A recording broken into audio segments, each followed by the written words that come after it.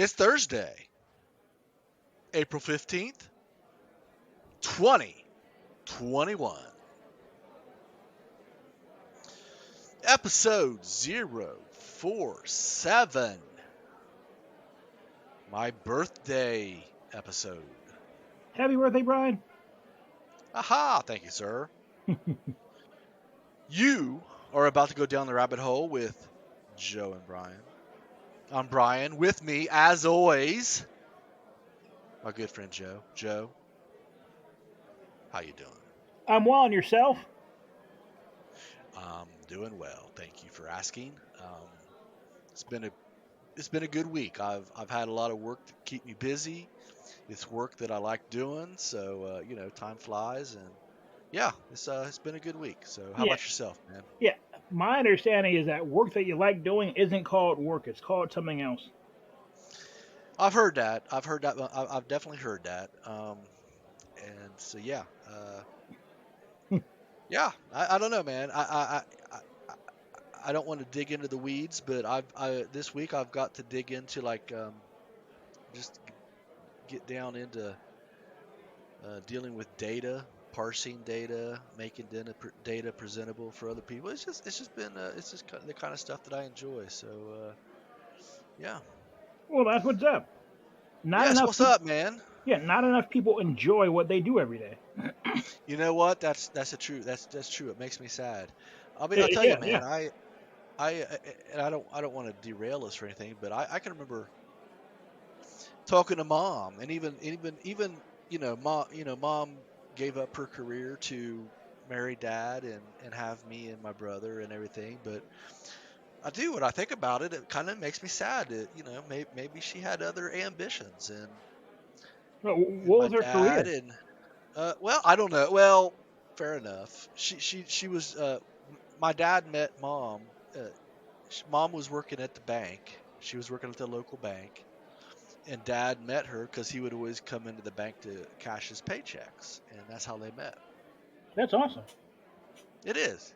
But you know what's crazy? Before my accident, and when I was just still working at the iron and metal, the scrapyard, I would take my checks into that very same bank, and I ended up dating one of the chicks that worked there. Turns out she was straight up psycho, so I was alerted early enough to bounce, but it's kind of crazy how it's just kind of crazy to think about that, man. So that's crazy, dude. I haven't thought about that shit for years. Yeah, I would have never gone back to that bank ever again. Well, after the and that's the thing. I was just an asshole back then. I didn't officially break up with her. I just stopped talking to her. So yeah, you were afraid you say I wasn't proud of the way I handled it.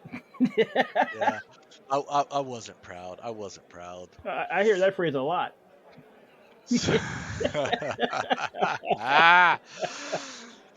Oh my God, that's crazy, dude. I haven't thought about that for years.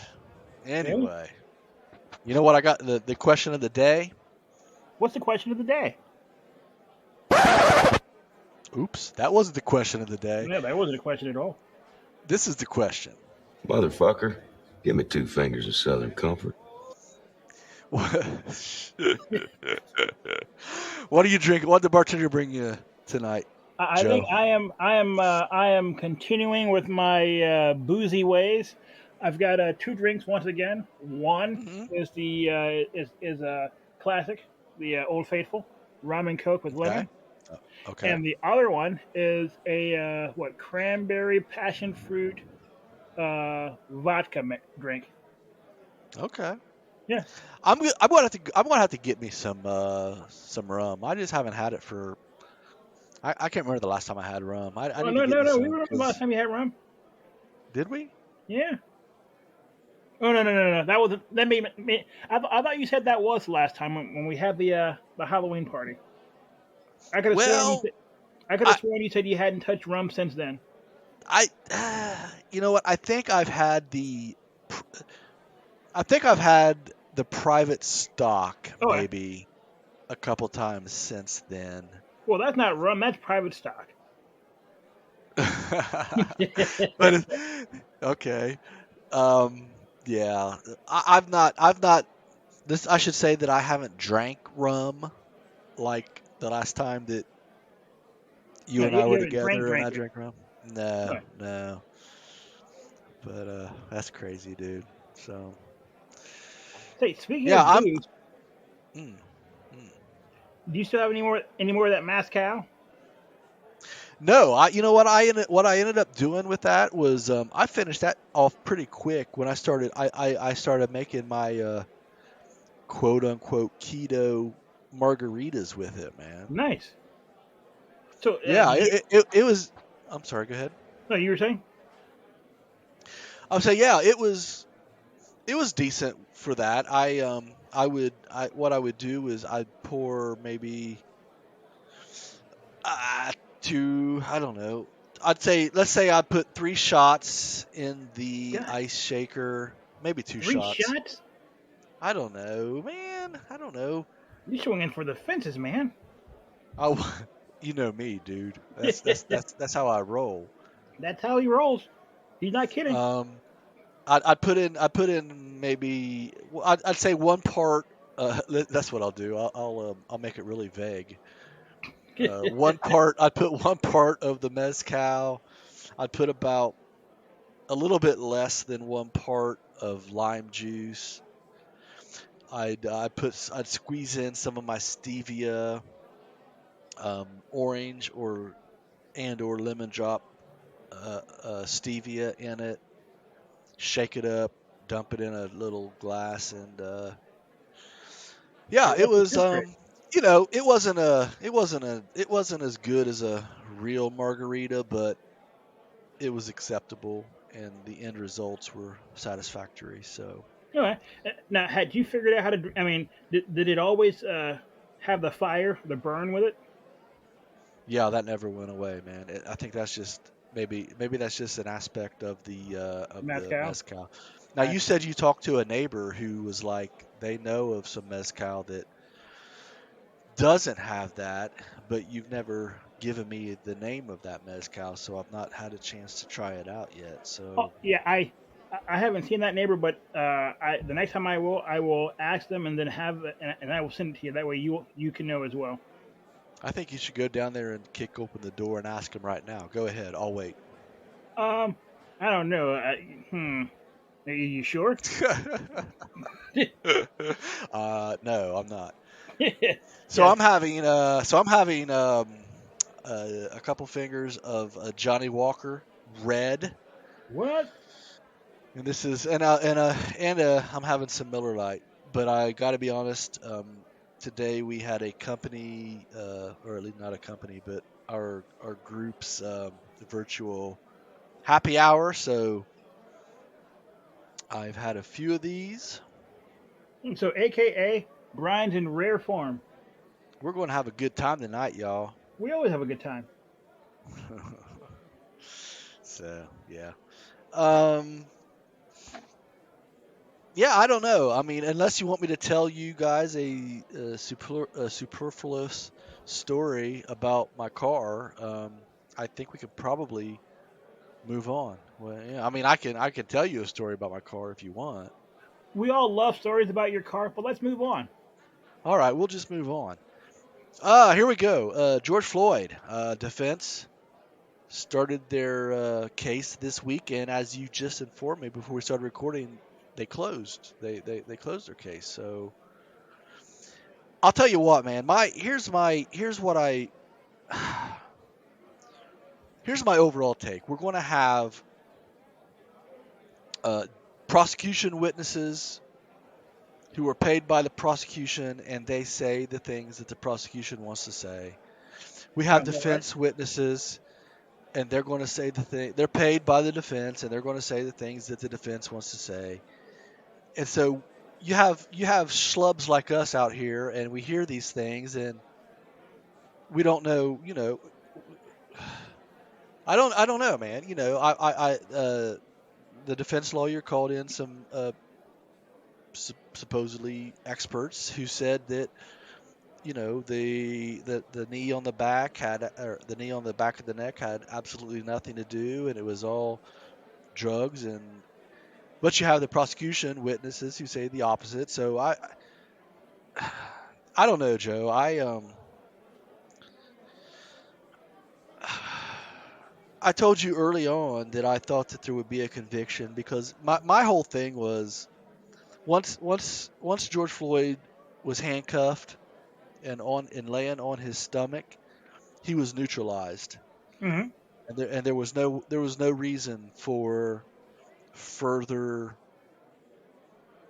There's Pressure just no or reason. Yeah, there was just no reason. You're not going. You, show me someone who is on their stomach, and show me them getting up to their feet without using their arms. I just don't think it can be done. Like I said, unless it's like a some Bruce Lee or some some jujitsu master or something. well, I mean, in Chauvin's defense, black men are superhuman, and it is there probably was a 50-50 chance that if he got off of the back of his neck, that George Floyd was going to jump up, rip off the handcuffs, and beat all four officers to death. That was probably a 50-50, Well, probability. yeah, if we're going down that avenue, George Floyd would hopped up, his dick would have popped out of his pants because we all know that black dudes have these giant dicks. It's true. The, the dick, it's true. The dick would his dick would have ripped off the handcuffs, and then George Floyd would have used his dick as a sword to pummel Chauvin. I don't know, man. That's my thing. I don't give a shit what all these people say. When I hear that someone's hands are behind their back and they're laying on their stomach, they're incapacitated. They're not doing anything, man. You just don't have to keep doing it. But I understand the burden of proof is on the prosecution, and all they have to do is inject some sort of doubt, and that's it. And I'll be honest, that's the legal system that I want. But I feel like this guy needs to be punished because I just don't feel like what he did was right. So that's what I Well, have to say, Joe. Tell me, go. well, you know how you hate crimes? Yeah, for Yeah. sure. If if the prosecution drops the ball in this case, once again, there's a possibility they'll open up another book on him and say, okay, it wasn't manslaughter. He was depriving George Floyd of his civil rights. Okay, well, here's my thing, and this is what um, I mean. I'll be honest, and this is after what we've witnessed this week with, and we're going to talk about this later, but the death of this gentleman, Dante Right? Wright. Yeah, I'm afraid that the juror. Well, I don't know that I don't know. I'm torn. I think that the jurors. There's a great possibility that the jurors might be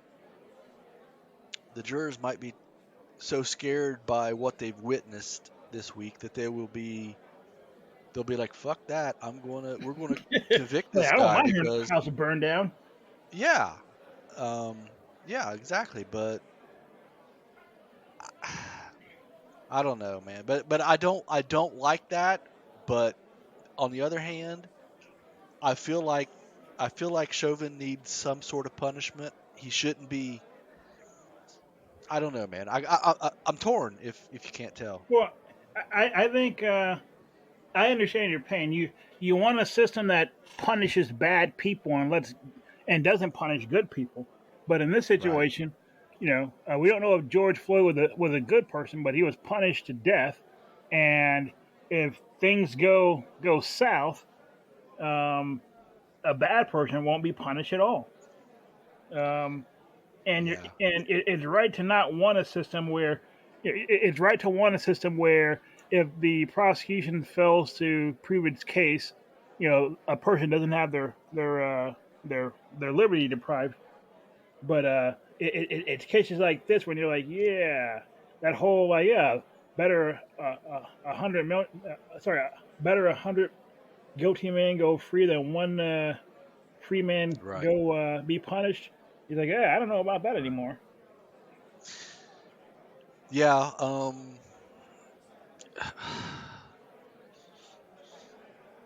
Yeah. Shit. I had something I wanted to say, but it just left me. um. Well, uh, aside from that, I agree with what you said. Did you watch any of the trial this week? God damn it, I try. I genuinely try.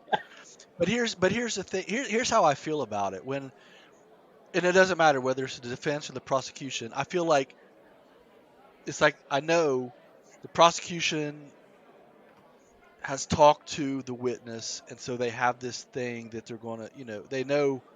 It's like all the prosecutor does is throw out enough stuff for the witness who he's coached to answer, and it's just I don't know. It's weird. It's just it's kind of stuff that I used to.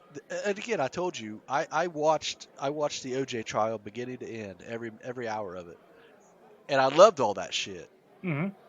But I just can't stand it now, and so Now, I've in earnest I've tried to watch it multiple times, and I get 10 to 15 minutes in, and it just drives me. It just bothers me, and I just can't watch it. So all right, I'm so sorry. it bothers you, but it doesn't bore you. No, it doesn't bore me. It just well, sometimes it bores me, but typically it just bothers me. Yeah, I would watch something if it bothered me, but I wouldn't watch something if it bored me. Yeah, it's I I feel, and I don't know, maybe this is a bad assumption that I'm making, but like I said, it's like the prosecutor witnesses are going to be pro prosecution, the defense witnesses are going to be pro defense, and it just comes down to I don't know who do you believe, and I don't know is there an alternative? I mean, couldn't we have just witnesses that are truly they're not paid by any, maybe they're just paid a flat salary by the state, and I mean just like a shit salary, like $30,000. I, I I don't know, man. Like I just who do you trust? I mean, what witness do you trust? I mean, I think it ultimately comes down to what side you're rooting for, because presumably each witness is has the credentials and everything, but one witness is like, yeah, it was the drug overdose that killed him, and another witness is like, no, it was the knee on the back of the neck that killed him, and we're just, and I'm here, and I'm sure the jury is just like, well, who are they? Who do they want to believe? I don't know, man. Well, part of me says we live in a system that kind of an adversarial form of justice. So basically, hey, we're gonna have two sides duke it out, and we'll have a neutral intermediary by the name of a judge, and Right. assuming both sides are zealous and have selfish modes, they will fight to the death, or they will do a more than adequate job representing their case. And in that process, the hope is that there's some form of justice that emerges. Right. I Um, but yeah, again, I think our system, insofar as you rely on people's innate selfishness, we can't go too far wrong in terms of, hey, you've got both sides, they want what they want, and now they've got somebody to argue to plead their case to, and you know yeah, hopefully they will be as vigorous as possible, both sides, and yeah, some form of justice will emerge. But that's me, Let my me. pie in the sky, dreamy eyed guy. But yeah, I like that. I like that. Let me. I've had this question in the back of my mind for like the last 2 or 3 episodes. We just never had the opportunity to really bring it up. But let me. I like what you. I like and I agree with what you said. Let me ask you. Let me throw a hypothetical out there. bum, ba-dum, bum. Okay, let's hear it. I got this from a crime drama TV show that I watched. I can't. Don't ask me which one it was because I can't remember. But I do. The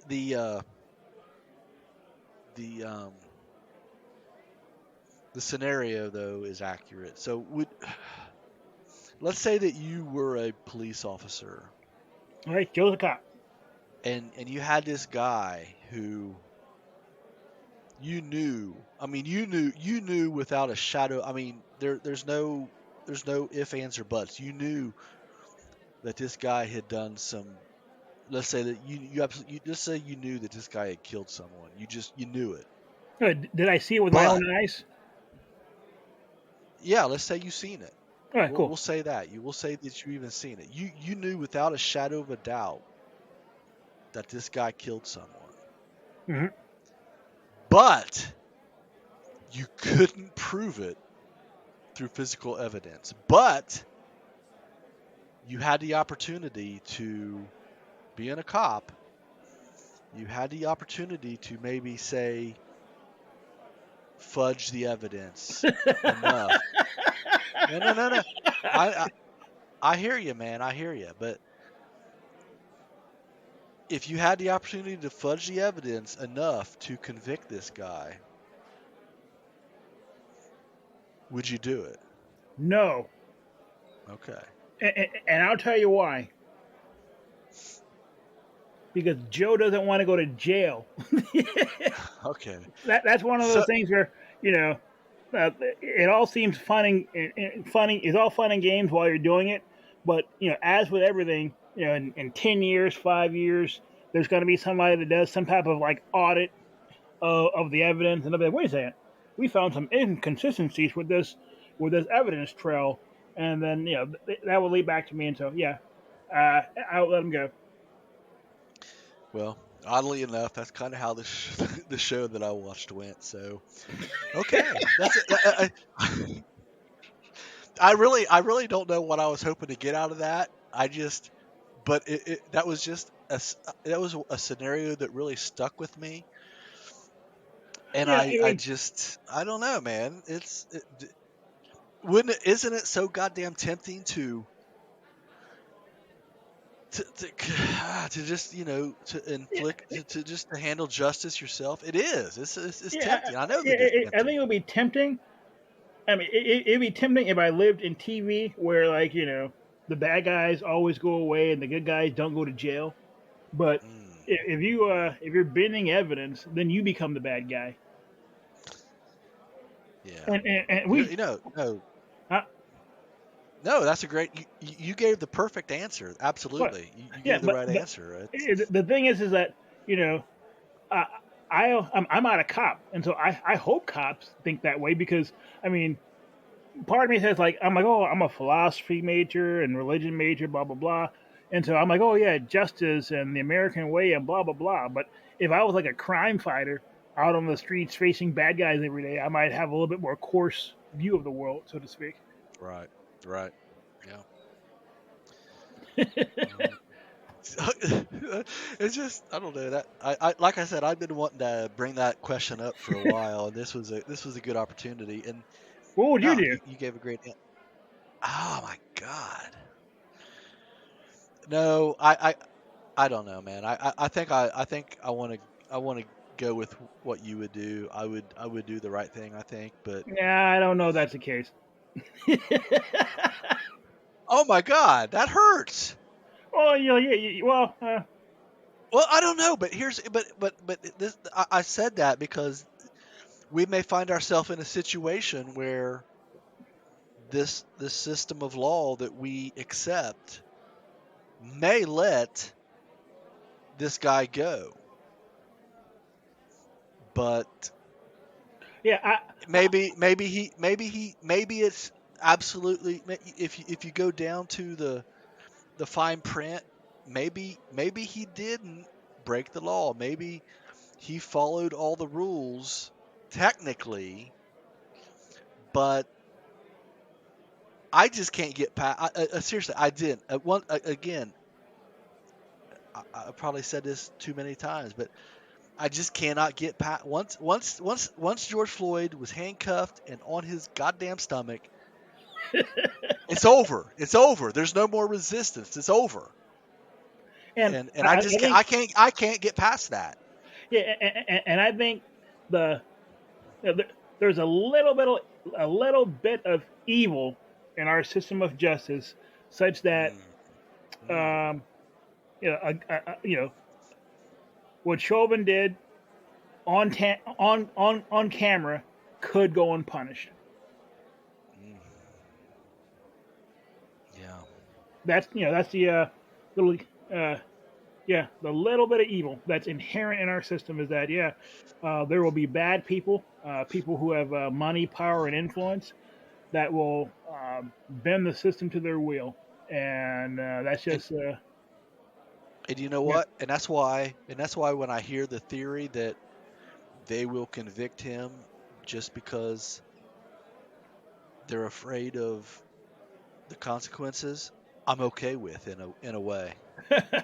See, I don't believe that. I You don't don't believe believe that. that I'm okay with it, or you don't believe that they will do it. Oh, I don't believe that they'll do it.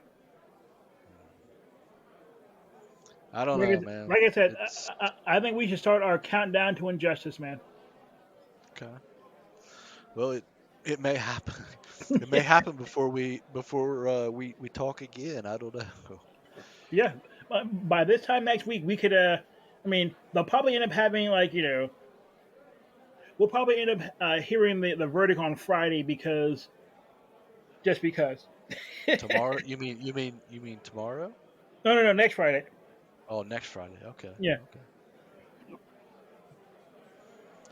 Um, I don't have a whole lot else to say. Do you have anything else you want to talk about before we move on?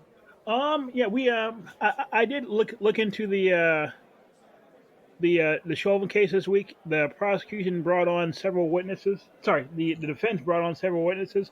One of which Okay. I can't remember the guy's name was a use of force expert that said that George Floyd was Chauvin was did not sorry when his knee was on George Floyd's neck that wasn't causing any pain.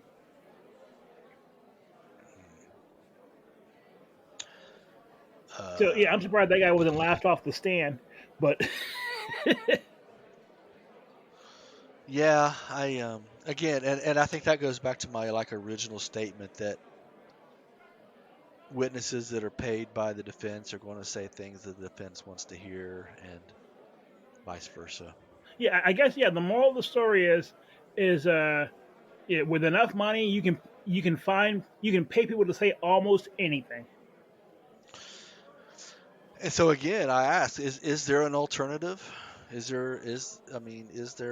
I'm sure. I know that there are people much smarter than me who have created this legal system that we have, but it just that Don't take something that for like granted, man. well, That that's true in that I typically I mean I generally consider our elected politicians to be much dumber than me. So I shouldn't you need to. you're right. Maybe I That's shouldn't just internally give. inconsistent. In other words, Yeah, you're kind of right. But I mean, is there an alternative? Is like I said, yeah, I'm sure there's is there alternatives. but is there genuinely a way to eliminate personal bias from a trial? I don't know that it's possible. Just Um, and humanly maybe in possible. let's say 10 years when they have AI acting as jurors or judges, we'll find out. Oh God help us. Oh God help us, man. So what's next?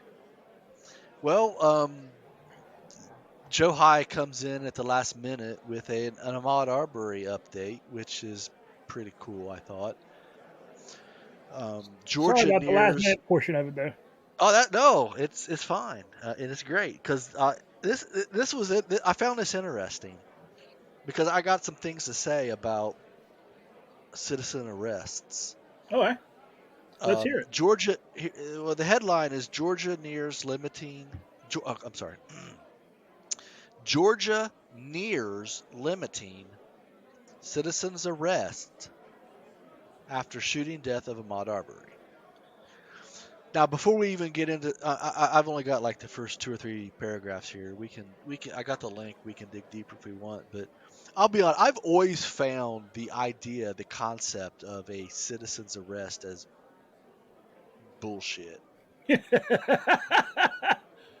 Well, I'm why so? because it's just like because if you're a citizen, I'm a citizen. What gives you this special right Power over me to to? arrest me. Yeah, I mean that's kind of like what it ultimately boils down to. And so I don't know, man. Maybe I want to say this, but I could be wrong. And when I'll say this, and when I do, you may point out an inconsistency, but I don't know that I've ever heard of. I don't know that I've really ever heard of a true, genuine citizen's arrest taking place.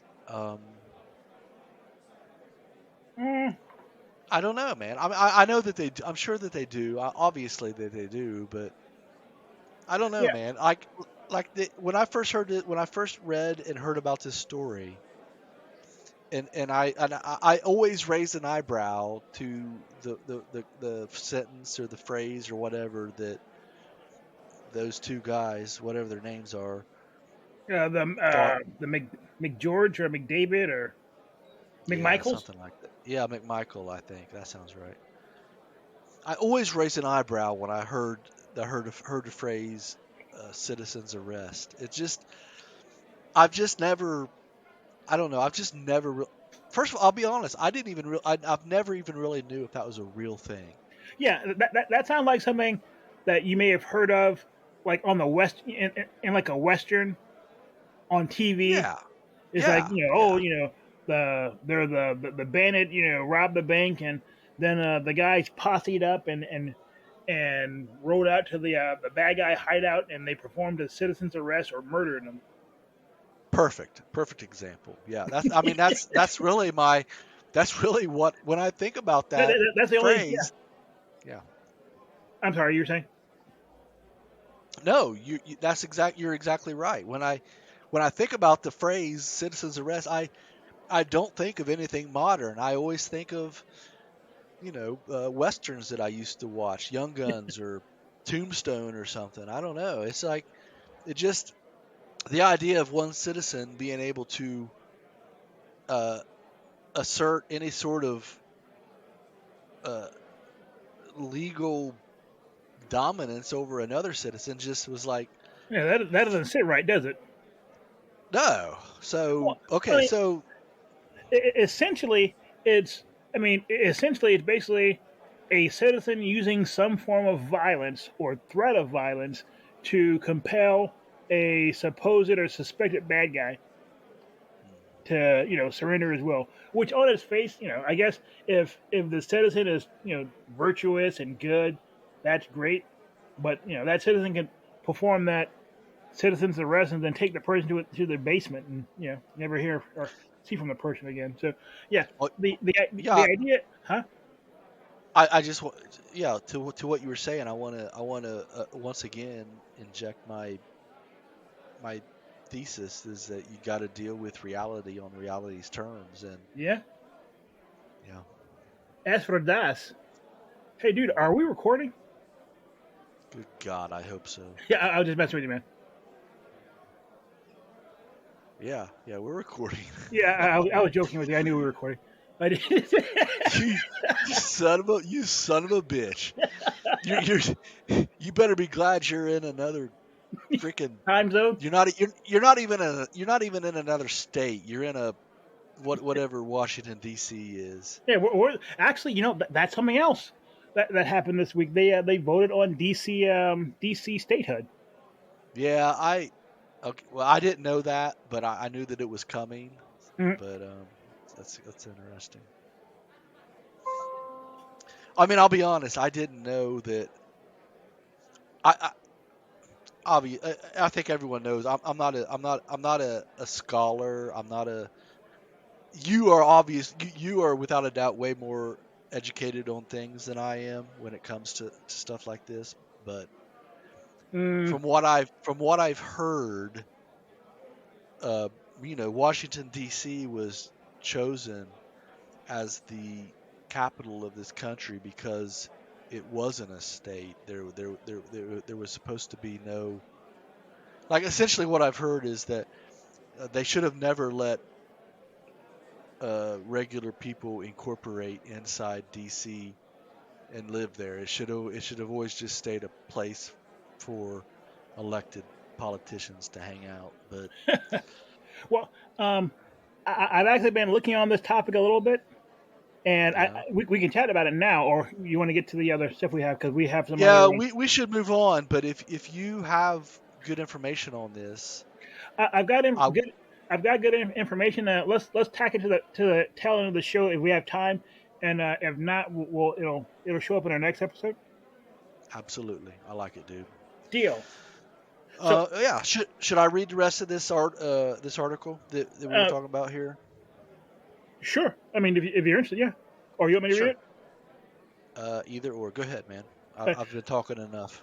Atlanta, Georgia lawmakers took another step Monday to repeal a citizen's arrest law predating the Civil War, acting little more than a year after a fatal shooting of Ahmaud Arbery, a black man pursued by armed white men. The Senate voted 52-1. I want to know who that guy was for House Bill 47. Huh? That was one of the defendant's uncles or something. Man. Yeah, he should have abstained. Uh, Yeah. which would end the right of people in Georgia to make to make an arrest if a crime is committed in the person's presence or within their immediate knowledge. Senator Bill Kauser of Athens, an Athens Republican, gave an explanation that focused on what police officers, business owners, and individual citizens could do to detain. But he said a measure made one key change. You can't use deadly force to stop someone if you think they might have stolen a TV from someone else's house down the street, because sometimes this leads to consequences that are not intended. Uh, aren't intended when citizens try to play police officers, not being trained and not having a full picture. Coward said. Oh, Amen. that makes sense. Amen. Amen. So Yeah. yeah, that makes sense to me. If you're performing a citizen's arrest and the person dies, that should automatically go to murder or some type of Yeah. Yeah. it should be converted to a Manslaughter at the crime. very least. Yeah. Yeah. I agree. I don't know. I don't even think they should be limiting this. I think they should just end it. Period. It. Yeah, We just not don't. much, not Citizens much. don't. Citizens don't need to be doing this stuff, man. Yeah. I mean, yeah, you're not trained, and yeah, good things typically don't come from mobs of people massing up and pursuing an individual. Never. Look at Never. Frankenstein Or or the Dracula, that come the show up with the mon the pitchforks monster. and all. No, that's the monster of Frankenstein. Oh, there Yeah. Everybody, you go. everybody rushes him up with their pitchforks and shit, man. It's time to run. People are serious when they show up with the pitchforks. Like, what are you planning on Yeah. doing with that? Things if it's hit critical mass when, when all your neighbors are at your front door with pitchforks, man. Like, yeah, but like, honey, we've made some mistakes. We should have turned that music. We should have turned that music down. I guess the entire neighborhood isn't ICP fans. As hard as that is to imagine. What do we Insane have clown next? posse. Word. Well, let's move on. Let's move on to our quick hits. We got a few of them here that look fun to talk about. All I right. got. I put this first one here. I'll just put it here. I'm going to read it as I wrote it down, just because it's funny. But All right. I don't. Did you get to see it? Yeah, I made. I I just see wrote it. it down. I just wanted you to laugh. That's all I wrote. That's really why I wrote it down. Prince Philip assumes room temperature. Joe Joe thinks something stinks, and it's not just the corpse. Okay. Okay. So we were talking about this earlier about how a lot of stuff has happened this week, I right? can't argue. I can't argue with that. You're Yeah. right. I mean, there are like three or four things that didn't even make our list, but one of the things is Prince Philip, the husband of the Queen of England, died, Right. and these two have been together since before dirt. I mean, literally, older than dirt. I mean, they were around when all of our grandparents were kids. Oh, for sure. For Yeah, sure. and so, um, yeah, and I thought it was kind of interesting the timing of his death because it seemed like he died right after a couple of weeks after the royals had a lot of really bad press in the form of Harry and what's your face uh, Merkel doing that Oprah interview. Now, there's absolutely no question about that. Yeah, It did happen, and yeah, and it seemed like yeah. he just died to change the subject. They're like, okay, this Oh, I isn't good for know. the crown, and so somebody's got to catch it. Philip, And you've Philip lived wasn't fast you've enough to lived a like great get away. So I'm sorry. What Philip. was Philip, you've lived a good 99 years. that? Yeah, It's time for you to take one for the crown. yeah, for the team, for the Mm. team. But yeah, that's all. Literally the Oh, yeah, passing of an era, and just terrible. I guess great timing for the royal family. you know, I am the kind of person who would completely jump all over something like this. So I'm not dismissing it. My only my like I said, my only thing was he was like 99. However, I know that these elitist fucks who make these Faustian deals, they should live. He should have probably lived another 15 years. Well, and who's to say that he isn't still really alive? They're like, okay, Exactly. this is getting old. Like, there's no way this guy should still be walking around in public. We better make him go away. Yeah. It's like his left arm has fallen off twice already. We're tired of taping it back on. Let's just He's sparing retire the this kids model, again. man. I hear you, dude. So I'm not shitting on your theory here, man. It's quite possible. I don't know, man. It's just, but then again, I don't care about the crown and all that stuff. But it's interesting. I don't Well, know, man. yeah, He I think we should all care about a crown because, I mean, as Americans, we should all look at a crown and be like, yeah, that's suspect and just not good. For if for no other reason that it presupposes that we're not all, that some people are more equal than others. mm. Well, I'm looking at that crown and I'm like, it doesn't bother me that he died. Oh, fair enough. Fair enough. Yeah. So It okay, doesn't. this. I'm sorry.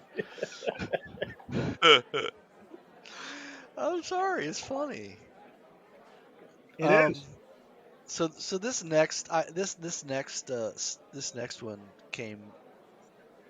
I don't know. I think I seen it Monday, maybe even last weekend. I seen it, but I just found this again before. And for people for relatively new listeners, if there are any, here's my thing. Here's my take on Black Lives Matter. But you got to set up the story first. Well, before I do, I want. No, I think before I do the story, I want to make sure that people listening know where I stand. Mhm. Fair enough. People like As to know who they're when it dealing with. comes, yeah, when it comes to Black Lives Matter, yeah, I'm absolutely 100. 25% behind it. I absolutely I buy that. I believe that. I realize, I acknowledge that there's a problem in this country that needs to be addressed. So the concept, the idea, however you want to state it, of Black Lives Matter, I am completely behind. Mhm. But I believe also that there is a thing called, well, what I call the Black Lives Matter. What do I say? The Black Lives Matter committee. The Incorporated. committee incorporate. Yeah, I called it Black Lives Matter Incorporated. It's the advertise the. It's just, yeah.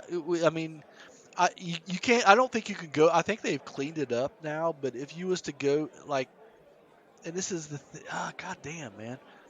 This goes back to our episode that got lost. We Oh went wow! we went through the Black Lives Matter website, Yes, and we did. we identified all of their.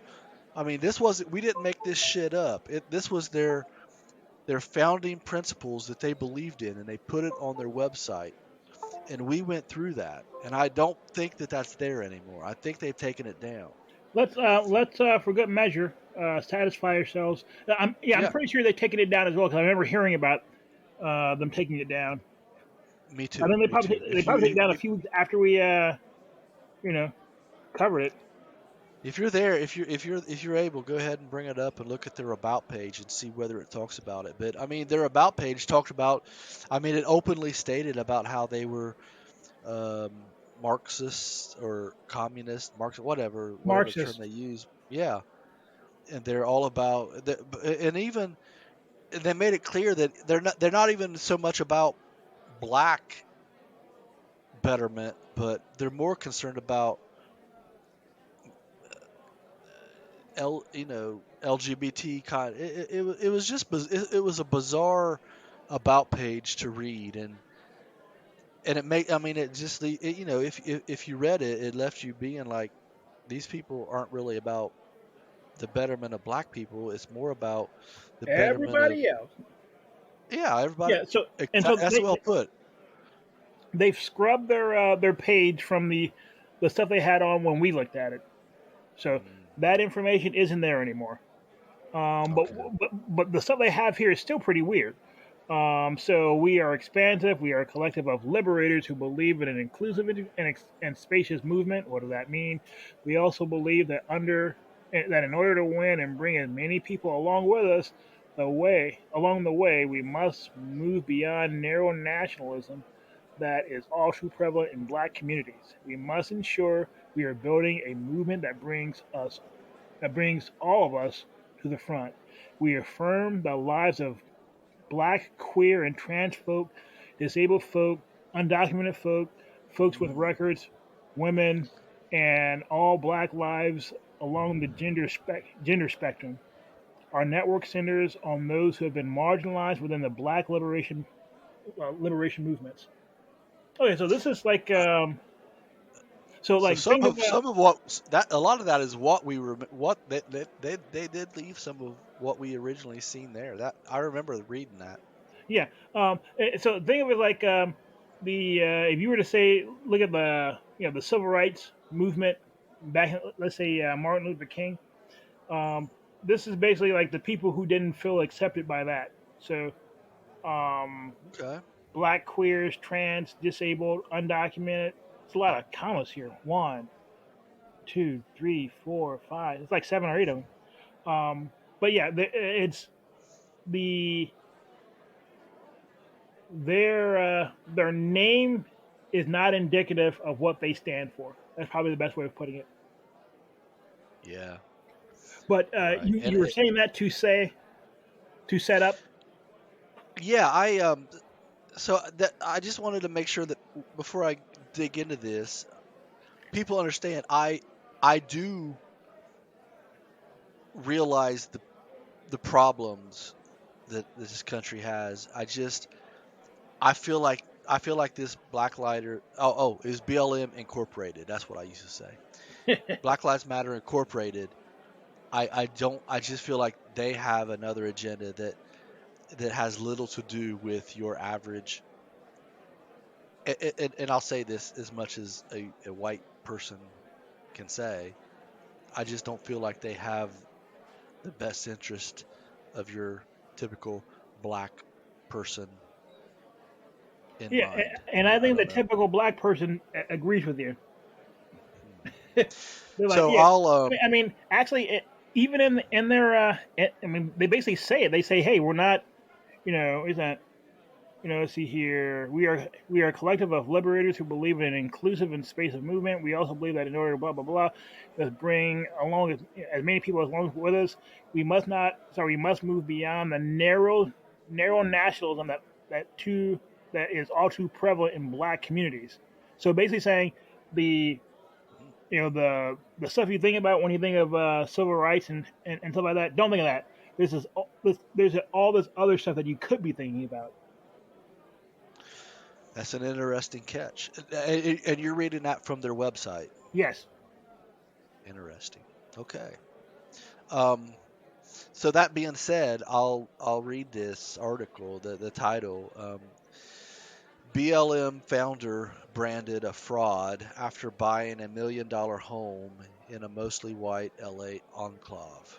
Enclave. I'm sorry. Enclave. Yeah. Oh shit! I fucked it up twice. Enclave. Yeah. Say it. Oh my gosh. So what was it? Say it again. Enclave. Enclave. Enclave. Enclave. Yeah. Jesus. Okay. The co-founder of the polarizing Black Lives Matter movement is under fire for. Oh, I should say, as you'll be able to tell from the tone of this article, this did come from a right wing leaning Yeah. Well, publication. I never heard never heard her referred to as polarizing. It's like what the polarizing? Yeah, I can't I don't I didn't seem to include it here, but yeah, I will tell you. I'm pretty sure this came from a right leaning. So you'll pick up on that as I read this. The co-founder of the polarizing Black Lives Matter movement is under fire for buying a $1.4 million home in a posh California neighborhood that's 88% white. It's an interesting decision for Patrice Cullors, a self-professed Marxist Sorry, and race-baiting. professed trained Marxist. Mm, So she wasn't making this stuff up. I mean, she wasn't like making this stuff up. She went to school for this. yeah, yeah, okay, yeah, you're right. That should be there. Um, a self-professed trained Marxist and race-baiting activist who has Race paid lip baiting service. activist. Where did you Let find me this look. again, man? I can't remember. Uh, Like I said, I know that it's from a right-leaning website, but a race-baiting activist who has paid lip service to promoting Black Pride. According to dirt.com, and that's not the site that I got this from. According to dirt.com, the home is located in Topanga Canyon, an idyllic rustic neighborhood about 48 minutes outside of Los Angeles and less than 30 minutes away from Tony, Malibu. Culler's new home has 3 bedrooms and 2 baths, and you know what? I don't care about. I mean, I don't have any problems with people bettering themselves. So, uh, but here, what is most interesting is that the BL co-founder chose to live in Topanga, where less than 2% of the population is black. I don't know, man. I guess I threw this in here because I just wanted to point out what I've seen as her hypocrisy. But well, it's funny. It's funny you should point that out because there's a lot more you could have pointed out. mm, So, I heard something about this as well. My understanding is that she actually bought 3 houses totaling $3 million. mm. Two of them are like in Los Angeles, and one of them is in the Bahamas. What's more, The, it huh? no, I was just. I'm sorry. I'm so sorry. I was just clearing my throat. Oh, yeah. I thought you maybe you're falling out of your chair. You're like, what the hell? Um, excuse me. But what's more is the organization's come under fire because apparently they've collected over $10 billion Black Lives Matter. And actually, um, you know the have I ever told you about a lady? Actually, you know the clip I played a few weeks ago, or sorry, you played a few weeks ago, where they were talking about Meghan Markle and Yes. how she was saying that Meghan Markle was doing the opposite of what Kamala Harris did. Yes. Yes. But that same lady has a partner, and he did like a half an hour show that literally followed the money that came that the Black Lives Matters has been getting, and we probably should do a story on that alone, because it's very interesting about about how that money's where that money is now and what the money is being used for. But this $1 million housing is only the very tip of the iceberg. Okay. I have a clip that we can play just to, you know, people may be tired of hearing us talk. Although this is Candace Owens. I know you're not a big fan of hers. Well, I mean, Um, and you know why, right? yes, we discussed that. Yeah. Right, great. Um, However, this is that being stated, I wanted to this is her take on that, and I found it I found it interesting. So this is Candace Owens. She has my respect because she's unapologetic in her approach. She's telling you what she is. She's a Marxist. So Marxists steal money from other people and they enrich themselves Right. until the people that they stole from are poor. And so she has stolen money from other people on the pretext of a lie that is Black Lives Matter. And she's enriched herself and she's brought 4 homes. I mean, you have to kind of appreciate the honesty. She's not hiding by any means, And so, yeah, I tend to agree with you here. She's a communist through and through, and she's been unbelievably unapologetic in her approach. So yeah, when you said that she had bought more than just this home that I was talking about, that's what sparked my Oh, I was like, oh, I've heard that before. yeah, this is not the first time I heard that.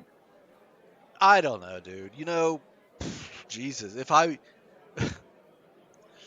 again, real world, you got to deal with the real world and on its terms and all that. If I don't know, man, if I ran it, if I was the head of a charity and this charity was bringing in like multi-millions of dollars and shit, man, I'd be like, God, Yeah, I don't know. Maybe I'll buy me a house. I don't know. you need to think bigger, man. I buy a house and a jet. That way, Ah, when the Fed showed up for me, I could take that jet and fly someplace else. to some place with they don't have an extradition law, man. Yeah, like Venezuela. Sounds good. Yeah, maybe not Venezuela, but someplace I like don't. that. I feel you. So, I didn't want us to spend a ton of time on this, but I found it. I found this interesting. Like I said, I don't when I think about Black Lives Matter, I think about the concept, the idea of it. I don't consider the organization that I'll say I kind of feel like they just kind of co-opted it for their own benefit, but Well, and I think there's a lot of evidence for that as well. yeah. This next one I thought you might find fun, especially since we were recently talking about reparations. This article is and let me see where Where this the is Biden published. administration offers 4 months. Yeah, it says the Biden administration offers 4 months of paid leave to federal employees who take in migrant children. The What? Biden administration has offered thousands of federal employees 4 months of paid leave if they'll volunteer to take in migrant children who have crossed the U.S.-Mexico border illegally. This has. Did you get this from the Onion? No, if you look at if you click on the link that I have here, it comes from a site called lawofficer.com. Yeah, I see it. April 12th, Um, 2021. Man, these kids can't catch a break. They're in cages. Oh, these are like Well, playpens. they're like Lego cages. A cage is a cage, man. Okay. Like if one of them wanted to like lead a jailbreak, I think they'd be pretty successful. I don't know. You see these kids in this article?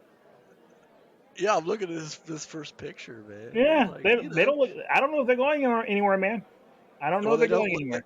they don't look like, but if one of them were so inclined, I'm pretty sure they could break this security down pretty quickly. Well, I mean, but if you see those kids, they don't look like they're willing to chance it. Right, right. As evidenced by the side of the fence they're standing on.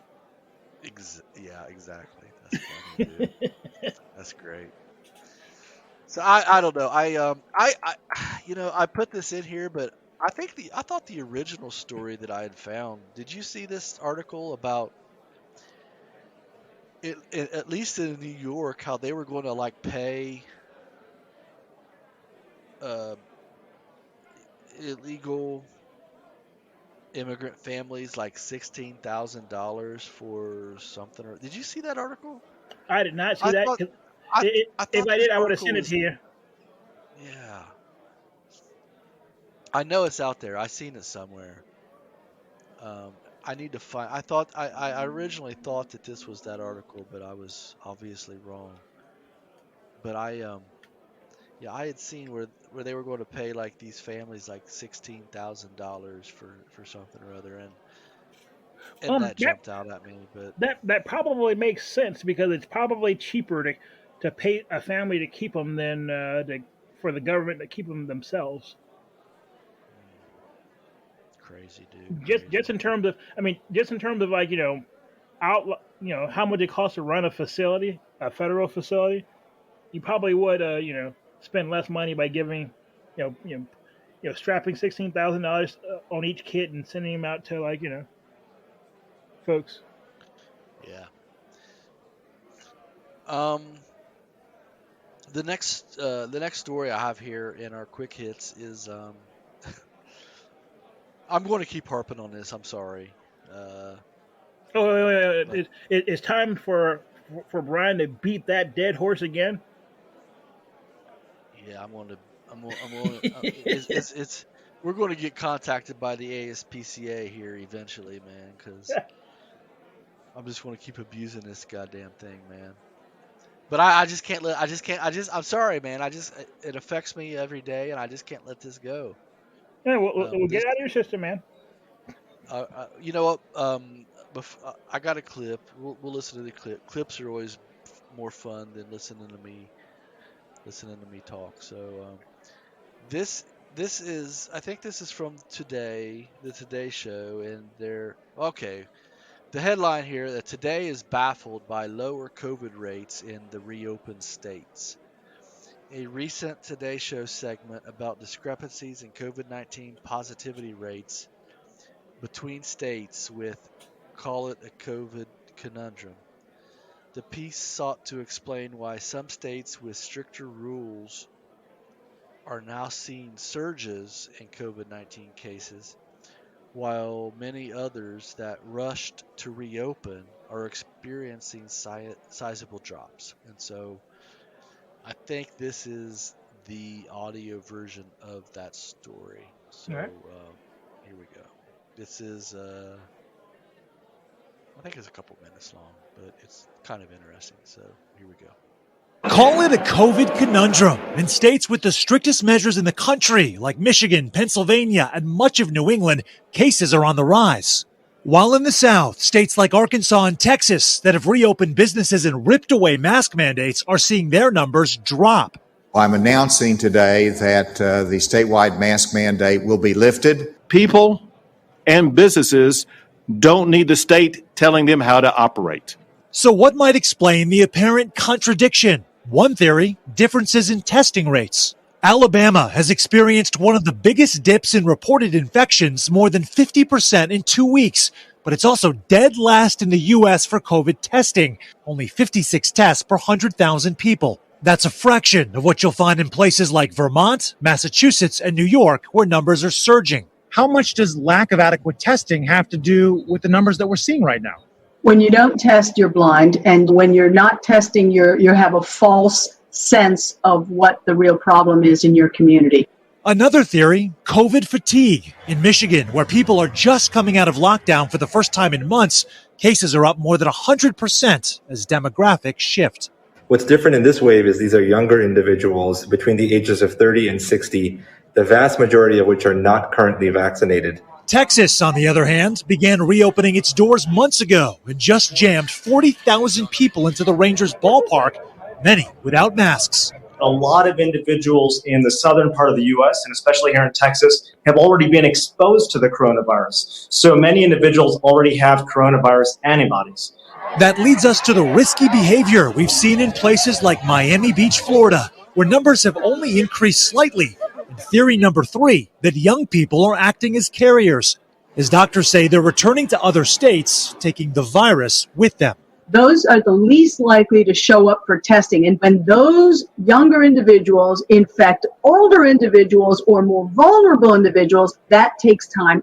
Bottom line, health experts say the falling figures in the South might be giving a false sense of security. Do medical experts worry is emboldening those leaders who said this is a good idea to loosen restrictions? We worry about if there's a perfect storm brewing. If we remember, this virus always takes 10 to 14 to 21 days to develop. We might just be seeing the early effects of that right now. Yeah, a lot of those southern states are also quite a bit warmer, too, so people are outside might be a little bit safer. What about the variants? That's got to play a role here, too, Sam. A significant role. Michigan, for example, Savannah, has a very high prevalence of the UK strain. That's also true of states like Minnesota.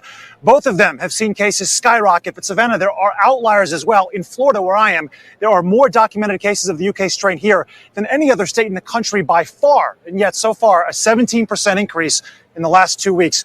Very small compared to some of these other states. Savannah? All right, Sam, thank you. I want to say, Savannah made a point that I had made, I think, at the very beginning of this whole thing, was that essentially you can't treat every place in the United States as the same thing. Things are different in New York than they are in Montana. You know, it's just there's just differences, and I don't know. I didn't really have an agenda when I played that. That's not true. I did have an agenda. It was to, I guess it was a point. Brian? I guess it was to point out what I call, I don't know, the bullshit in this. I don't know, but again, I acknowledge that I've lost the argument, but I'm still like you said, I'm gonna beat that dead horse. I don't know. I found it interesting. The crazy thing is, and we never think about this, but I mean, we grew up. I don't know about you, but when I grew up in and I'm not talking about when I was a baby, but I'll say when I was 10 years and on. I'll say 1983 on. You know, it's like, I mean, we would go out and play all day long, and we didn't have a plastic bottle of water with us to drink, and you know, we drank out of the same water hose if we had to, and we had, you know, and we played in the creek. We did all these things. We never, there was no, I don't even think there was a such thing as hand sanitizer, and I just wonder, there has to be a downside to locking us up in our homes and not letting us get out and letting our immune system get strong and adapt to whatever. I don't know, man. That's my question. You know, I mean, our immune system is built to immunize ourselves against things like this, and I just wonder. But once again, what? Go ahead. Huh? Yeah, once again, when this thing first came, they didn't know what it was, and so what seems to have been the case is they made the assumption that we're going to assume the worst and act on that, because you don't want to assume the best and then find out that your assumptions were overly rosy and you're in a worse situation now because of it. So So what is it? So why is it that they can't say that they were wrong and to back off? Is it just pride? I think it's one of those things like it's like a institutional like momentum. Basically, like once you get started, it just becomes almost impossible to stop. And I guess a portion of that is ego, but yeah. Wow. Well, that's a horrible argument for fucking up this country. I think That's my statement. That's my statement. no, but I'm probably wrong. but if you look at what they did, that's the only thing that really makes sense. Is that okay? We don't know what it is. We're going to act as if it's the worst thing in the world. Here's one of the things that is funny to me is that if you look at the death rate, this really only affects like a 0.00%. It's only lethal to like a very, very, very, very, very fractional percent of Americans, and yet look we shut the world down. And if you just look at all of the other true deadly pandemics that we've had, I don't know, it's just I just can't look at the two, and I can't look at them and I just can't say that I just can't see that what we've been subjected to was done in good faith. I just can't do it. I think it was done in good faith. I mean, I don't think they were like, yeah, this is the plan to destroy America. I don't think that was the case. I don't necessarily think that they plan to destroy America, but I think there's a lot of people who are power hungry, and they love this idea of locking us down and putting these virtual these muzzles on us vis-a-vis masks, and I think they like seeing us just shut up and obey and do what they say.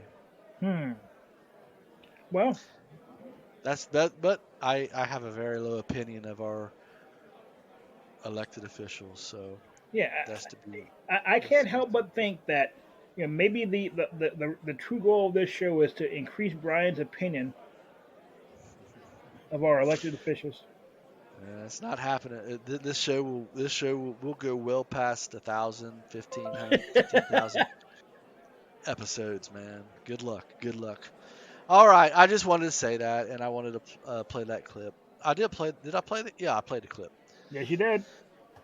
So my last one, I went back and forth about whether to even put this in because everyone knows how I feel about CNN, but I felt like you mean you're not watching Anderson Cooper's Baby Blue Eyes right now? As much as I would love to, as much as I'm mesmerized by his Baby Blues, no, I don't. I've always been. There have been Project Veritas has made a lot of news within the last 18 months, but I've never brought it to the show because I understand that that you're going to be you're just going to instinctively be resistant, I think, to anything that comes from Project Veritas. They're openly a right-wing group that their sole purpose is to expose left-wing stuff. So yeah, I'm sorry. Go ahead. Hey, I always thought that Veritas was a software. It may be, but Project Veritas is that a group, but I can't think of the guy's name. But he's the one who's always goes undercover and records. Oh yeah, that guy. Left, I've almost given up because I think the most damning investigation he ever did was going into like Acorn. No, I think it was the Planned Parenthood, and hearing and Oh recording. yeah, with the babies. Yeah, recording top officials in Planned Parenthood talking about selling baby bits. selling aborted baby parts and stuff. So I realized then that if nobody gave a shit with that it was just it's pointless. But anyway, this is his most recent quote unquote expose, and I I while it starts out talking about how he exposed that CNN actively was working to stop Donald Trump. That's not the reason that I decided to put this in here. It was more their acknowledgement of how they want to of how they're going to use fear to change people's opinions. And so I have 4 clips here. I broke them up. I think they're relatively short by themselves. So if you don't mind, we'll run through these and we can talk about them. Hey, cool. This is clip 1. Here we go. Look what we did. We got Trump out. I am 100% going to say it. And I 100% believe it, that if it wasn't for CNN, I don't know. So this is a producer. This is a CNN producer talking. So yeah, I cut this. I cut these out of a bigger clip, so the context might have been lost. But this is a big wig CNN producer talking about it. So if that helps.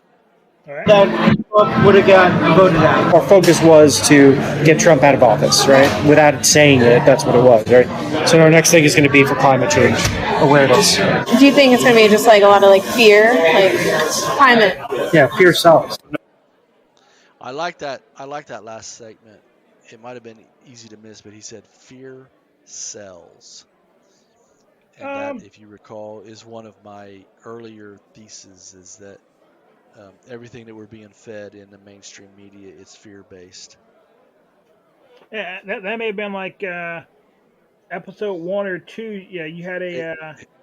Yeah, I tried to do it. Yeah, you're right. Yeah, I tried to do a big.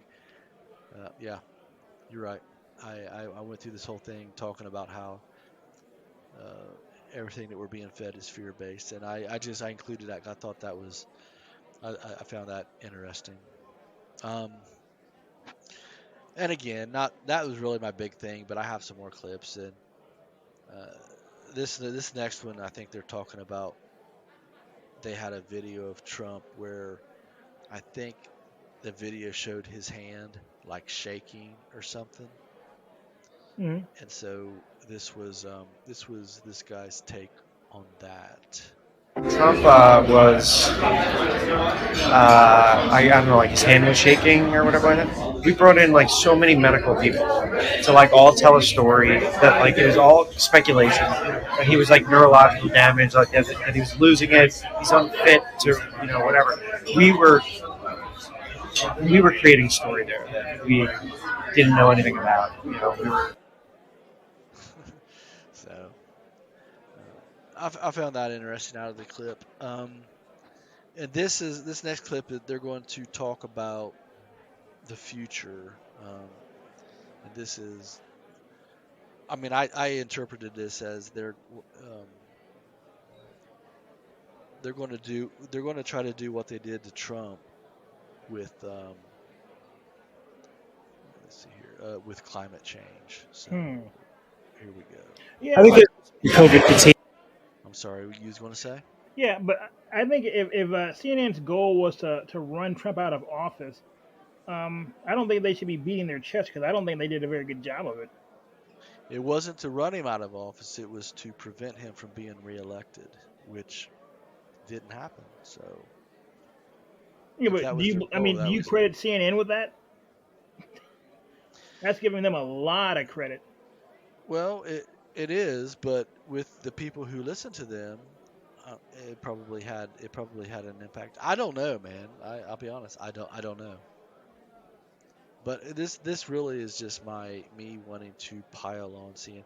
If me dumping on Fauci was like beating a dead horse. This is me just like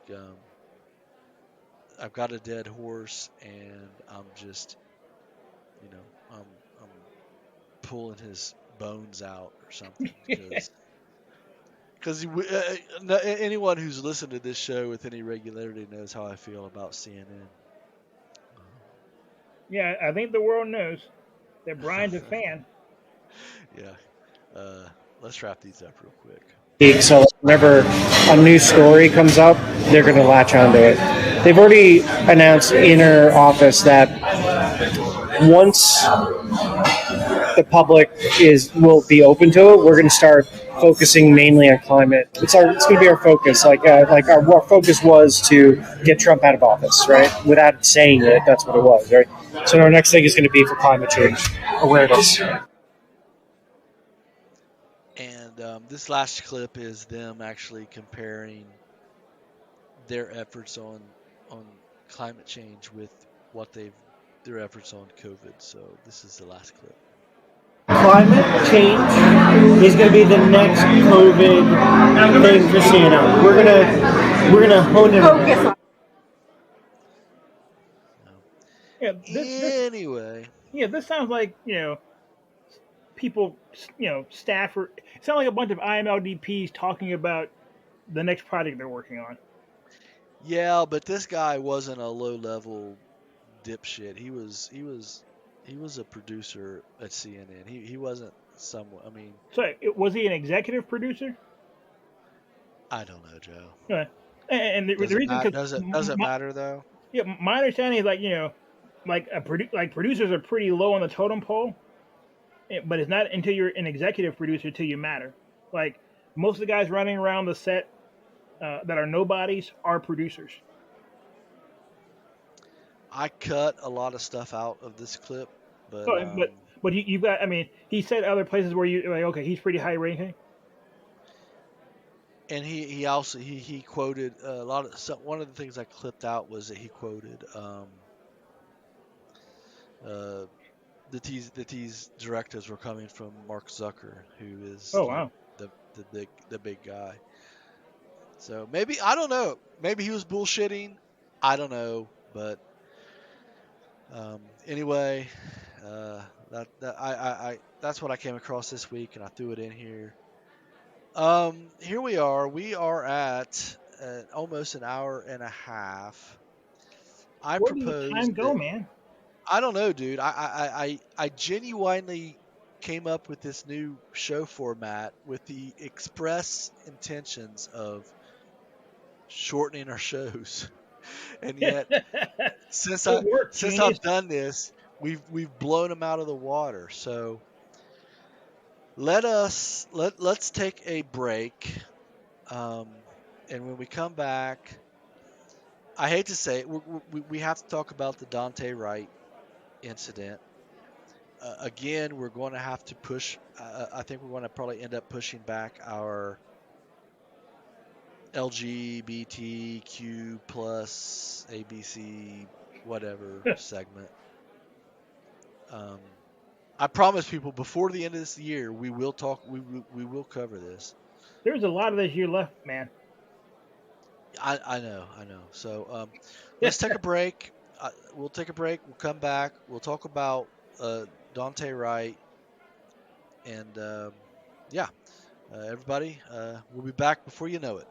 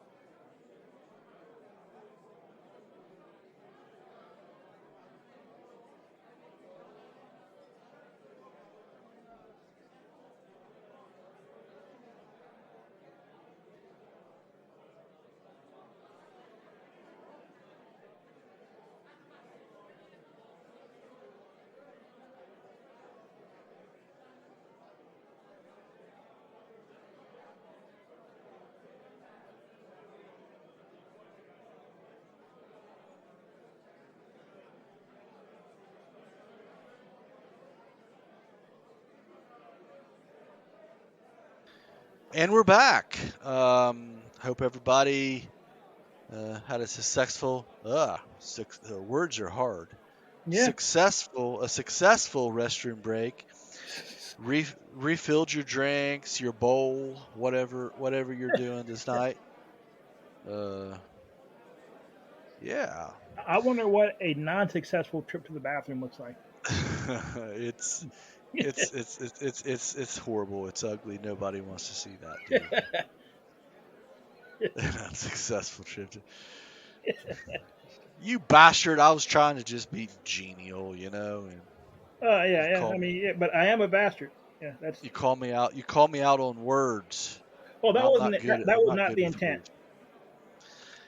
That was just like, okay, like an unsuccessful trip to the bathroom. How many ways left could that go? That's actually a great comedy bit. I don't know, man. What could go wrong? Apparently, a lot of things. So many things. So many things. Myself, I refreshed my scotch. It's not 2 fingers. It's probably like 1.5 fingers, but it should get us through the end of the show.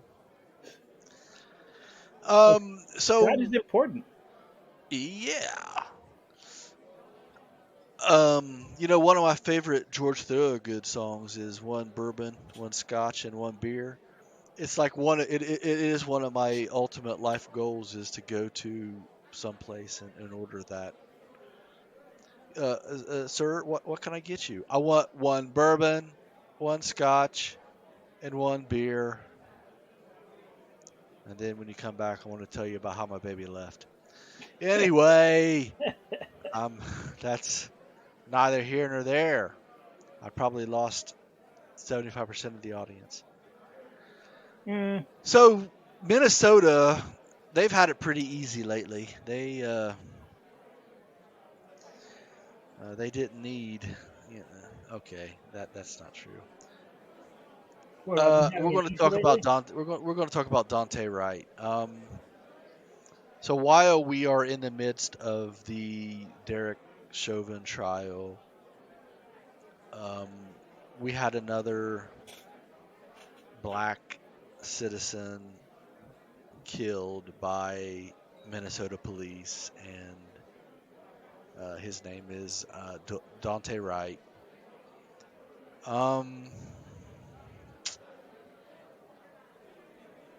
I told you my thoughts on this originally over chat earlier this week. I recall that. Yeah, I believe that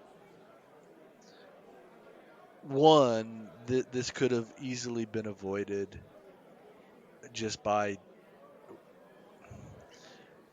doing what you're told. Again, this goes back to the whole dealing with reality on reality's terms. The thing, and I actually learned this from listening to a YouTube lawyer who was talking about what to do when you get pulled over by a cop. Now he was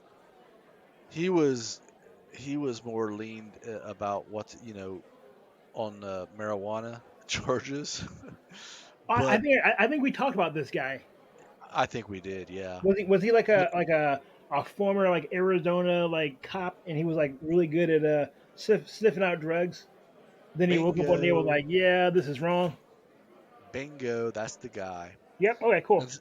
But I learned from him that if a cop pulls you over with the intent of arresting you, you're not going to talk him out of it. All right. If you find yourself in that situation, what you have to do, you just got to go along with it, even if you know in your core that he's 100% wrong. You're not going to change a cop's mind.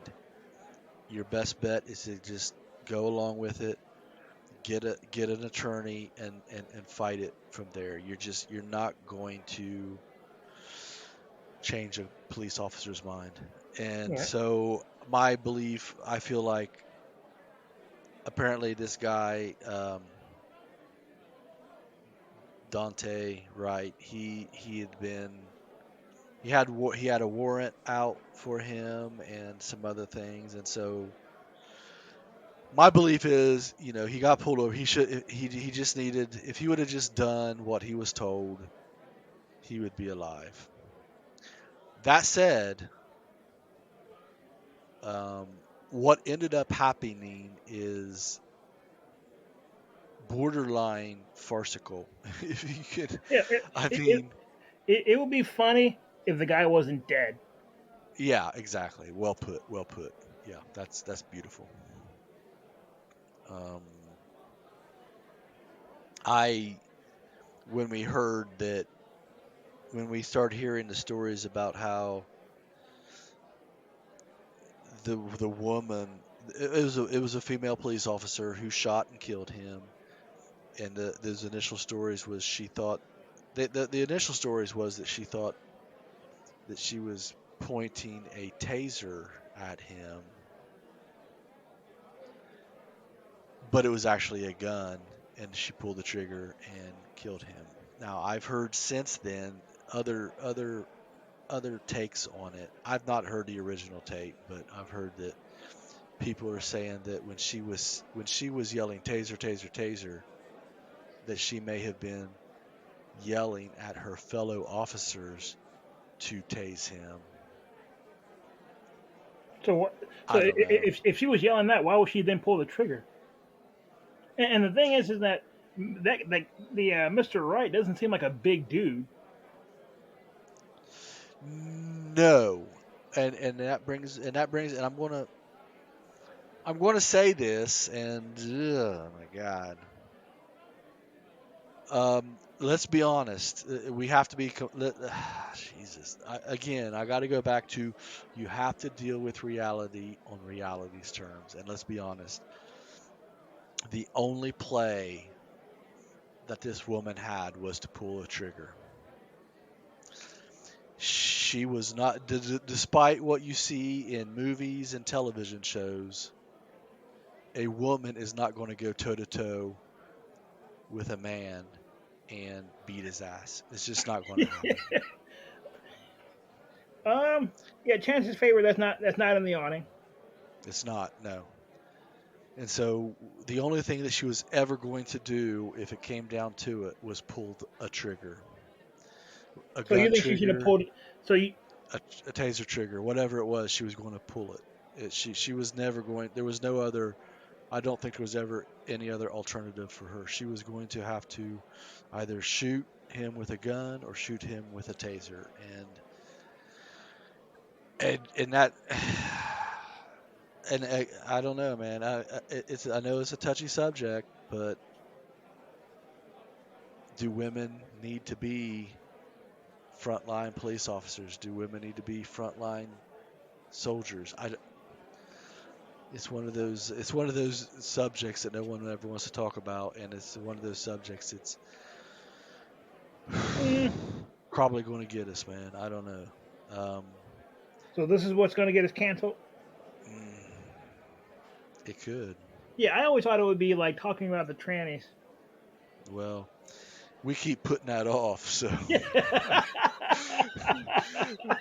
when we get to that, yeah, that will be what does it. But That'll be the nail in the coffin. that's only if we make it that far, because I know that this is a hotbed issue with a lot of people. But God damn it, dude, there. You just can't deny there are physical differences between the species, and No, we're the same species. you can't pretend like they're not. There are different like so the question is, should women should there be female officers? Is that the question? Whoa, no, you ain't putting that shit on me, man. So sorry, what's the question again? I must not have had it. I must not be clear. I don't have a question. I was just making a state. I was just making an ignorant statement before, man. So if you want to make a point, if you want to make a point, go right ahead. I'd be interested in hearing the implications of your question.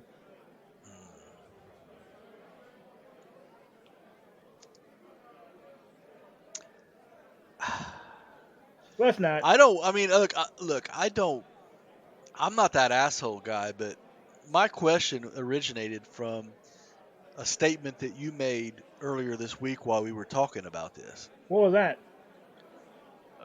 Basically, would this have happened if she wasn't a woman? I said that. It sounds like me. I didn't. I tried not to bring you into this, man, but Under the bus. You kept pushing me. Yeah, fair enough. Well, yeah. Did you see the? You saw the picture I sent you, right? Yes, and that picture. I asked you earlier. I had asked you a question. I was like, I'm not positive, but surely there is a huge difference between a taser and a gun if you're holding one, right? It stands to reason. And so that picture that you sent, and if I think of it, I'll put that picture in the joehigh.com/extras/047. I'll put that picture in the directory for people to look at. Yeah, there's no looking at those pictures. There's just no way that she was confused by what she was holding in her hand. It seemed like women. Sorry, it seemed like female cops, are like especially dangerous to black men. You remember the cop in Texas that shot the guy at his place? Yes, she was a white female cop, wasn't she? Yeah, she was like, "Oh, I was so confused. Like I walked into the place and I thought it was mine." I'm like, "Oh crap! You probably should have never been on the force." The crazy thing about this situation is this woman is like what 26 years in the force. Yeah, I was looking at her mugshot, and she's definitely. I'm sorry. No. I'm sorry. The idea of cops and mugshots is always funny to me. Okay, well, yeah, she's definitely in her 40s, late 40s, I'd say. I don't know, man, but that's my guess. It sounds like a pretty that doesn't seem unreasonable. It makes me sad that I feel like I have to hedge my bets on every fucking thing I say because this is just a topic that you're just not allowed to talk about, man. But we are. It's what we do, I guess. Yeah. I don't know. I don't know whether. Look, like I told you when this first came, I don't have any sympathy for this guy because not like I do George Floyd. I feel like George Floyd should have been handled as a medical issue from the beginning, and I don't feel like he should have. I just don't feel like there's no reason for him to have been killed. This person, you just, right or wrong, you got to do. You just get, whether you like it or not, it doesn't matter. You got to do what a cop says, and when you don't. I agree that you have to do what the cop says, and actually I was having this argument earlier today. There's no doubt if a cop gives you an order, you have to do it, but failing to perfectly execute his order should not result in your death. And so you'll never get. Yeah, I don't disagree that I agree that he should have, complied, but once again, it's one of those scenarios where I've never been arrested, and so I have no idea how I would react if one moment I'm free and then the next moment they're trying to put cuffs on me. If that makes sense. That does make sense. And I actually think that the what you saw him do was probably a pretty typical reaction. In terms of, wait a second, you're going to slap cuffs on me? No thinking. I think it was more of a a response. Just Not a reasoned response, but a panic response of him. Like, oh, this is happening to me now. No, if that makes sense. I've not seen the video, but from what you're saying, I completely understand your point of view. I do. Yeah.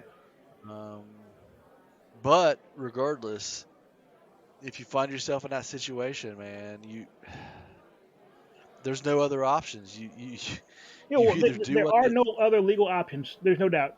That's my only point. Is that to me, if you die in police custody and you were not an actual threat to the police, there problems. Right. I mean, you haven't seen the video yet. No, I've just purposefully not watched it. But if you feel like I should, I will. You should. All right. Well, she's been arrested regardless. I guess I didn't read this. A white former suburban Minneapolis police officer was charged Wednesday with second-degree manslaughter for killing 20-year-old black motorist Dante Wright in a shooting that ignited days of unrest and clashes between protesters and police. The charge against former Brooklyn Center police officer Kim Potter was filed 3 days after Wright was killed during a traffic stop and as the nearby murder trial progresses for the ex-officer charged with killing George Floyd last May. The former Brooklyn Center police chief has said that Potter, a 26-year veteran and training officer, intended to use her taser on Wright, but fired her hand. That's another thing. What is it with these training officers? Chauvin was a training officer too. That's what I was thinking as I read that. These are the people that are training the cops. Yeah. Presumably. No, it's no wonder that these guys are like the Keystone Cops or like the Blooper Cops. Jesus. So the training officer intended to use her taser, but she messed up and fired her handgun instead. Wow. The fact that she was a training officer makes me think that this next statement is just bullshit. What's the next statement? Intended to use her taser, but fired her handgun instead. How does someone get to be a training officer but can make a mistake like that? Now, because you haven't seen the video, watch the video, and you'll see when she pulls out the gun, you're like, what? Okay, I'll watch the video. Yeah, it's one of those things. It's only like a 23 second video or something like that. But yeah, it's one of those things where you see the gun come out and then you hear her screaming, taser, taser, taser. I'm like, oh crap, that's not a taser. It's a large black gun. So you've seen the video, do you think that it's possible that when she was yelling taser, taser, taser, that she was yelling at other officers to use their taser? No, not at all. No one that saw the video would think that was credible. Wow. Okay. Well, I will. I should have watched it, but I didn't. I will when this is over. I will watch it. Yeah, that's. I heard that was the last thing I heard was that maybe that people were theorizing that she was yelling taser to. Yeah. Once again, yeah. I mean, where did you hear that? I can't tell you for sure, but one of my podcasts. So it was either Tim Pool, Louder with Crowder, quite frankly, or Data Light or Morning Delight or I don't know, another podcast. But okay, so they're without a doubt. These are the same people who are without a doubt all about George Floyd was died from a drug overdose. So, They're sorry, just sorry. What? I admit. Yeah, I mean, yeah, like yeah. Once you told me about the stunt with the Louder Crowder guy, when I say like my first response was something to the effect of, "That's how I know that I should not be watching this guy." What about him is appealing? It's like the other topics that he talks about. A lot of the other topics that he talks about are uh, things that when it comes to like the COVID and just other topic. I don't know. It's like every other topic that he talks about, I can be down with, but it just seems like when you start talking about the George Floyd trial, it's like there's just this. It's just like there's this thing that people have to fall into and follow, and I don't listen to it. I listen to that, but whenever that comes up again, I always fast forward through it because I generally agree with a lot of the things he says, but it's just like when it comes to something like that, it's like they can't. It's like they can't. Yeah. Go ahead. I'm going to Yeah. ask you Go a ahead. tough question. Mm. Do you think that's racist? No, I don't think it's racist. I think it's more about just I think they feel like that their position they have to just be pro police no matter what. Yeah. Nothing that they ever say is I don't think that things that they say are racist. I think it's just things that they say are because he's on the other side of the law, they attack him. That's what I get from things that I hear. Yeah, because like to me, if I mean if you watch the video, if you watch the Floyd tape, and you come away, thinking that the cops were, yeah, I don't get it, and I'm sure I won't figure it out by you know, yeah, I don't get it. Well, I've just accepted it. That's just a thing that people who think of themselves in a certain uh, I wanted to say genre, but that's not right. A certain I don't know, just a certain people who think that their audience is a certain group of people. They just feel like that they just have to, regardless, they have to be pro police no matter what. And that's louder with Crowder. That's not. I mentioned earlier Tim Pool. He is not that way. He is more about if he had his way, he would hold. When it comes to the George Floyd trial, he would hold the bureaucracy in Minnesota accountable for because if it's true that Chauvin was following the rules that were dictated to him by his superiors, Tim Pools would rather hold those people accountable for implementing these rules and laws. But that's beside No, the but point. yeah, I'm not here to defend any of these people. I'm just telling you where I hear this stuff from. fair enough, and I will understand it as such. But understand that I don't these crazy ass things. I don't I pick and choose, man. When they say things that I agree with, then I'll listen. But when they start saying shit that I find reprehensible, like I always do with it, they're just never going to be objectionable about. Well, this is the thing. And this is why I think it might be racist, because to me, a conservative, yeah, conservatives are all about like conservative stuff, but to me, a conservative should also be about like freedom and a pretty healthy suspicion or yeah, suspicion of police and police power and the application of police power and the application of violence on citizens.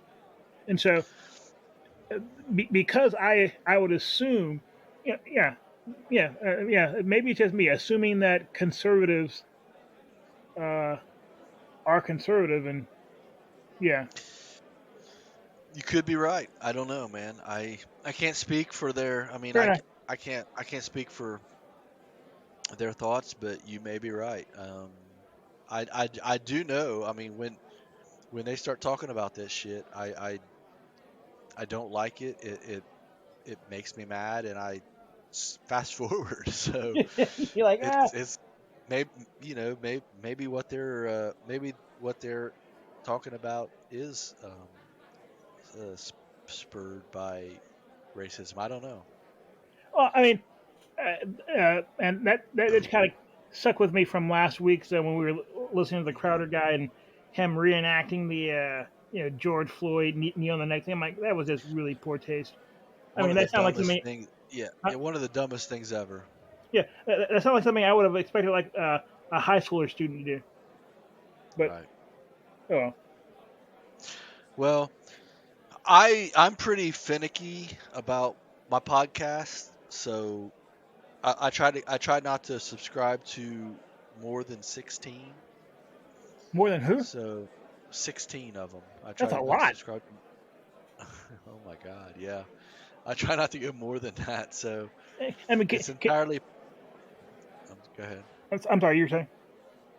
No, I was just saying it's entirely possible that the next time we talk, I will have unsubscribed to him with him. But he's one of the newer. I've only listened to him for like 2 weeks now, so Mhm. it may Hey, be quick one. question. Yeah, Can yeah. can you name anything else that you have 16 of?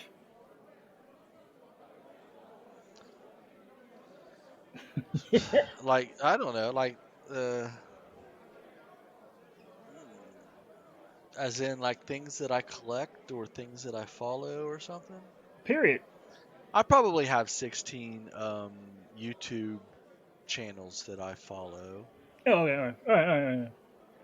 Yeah, that's Although, probably well, you too. probably, yeah, that I probably have that, and I probably have if I sum them all up, I probably have 16 TV shows that I follow. Although as I've said, I don't watch them live. I download them the next day from a Pirate Bay. But Is that thing still up?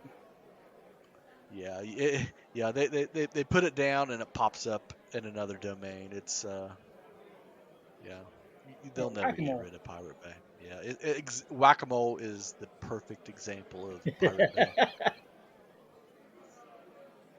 But there's other torrent sites out there that they're just not popular. They're not popular, so they don't get any scrutiny. But I mean, like I have there's a torrent website out there that I can get pretty much any movie that I want from. But I've never heard anyone ever talk about it. It's just I don't know how I came across it, but it's just a website that Yeah. It sounds like you got friends in dark places. I'm a fucking pirate when it comes to my media, man. And I'm happy to say that although happy or not so happy, I told you, man. I'm all about owning. I don't like relying on external services for things, you know.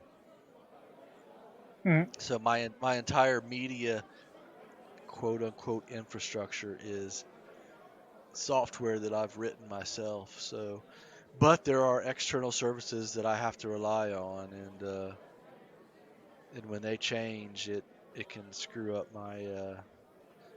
So, like, It can, if Google decides to do an update and you haven't programmed for that, you might have an issue. exactly.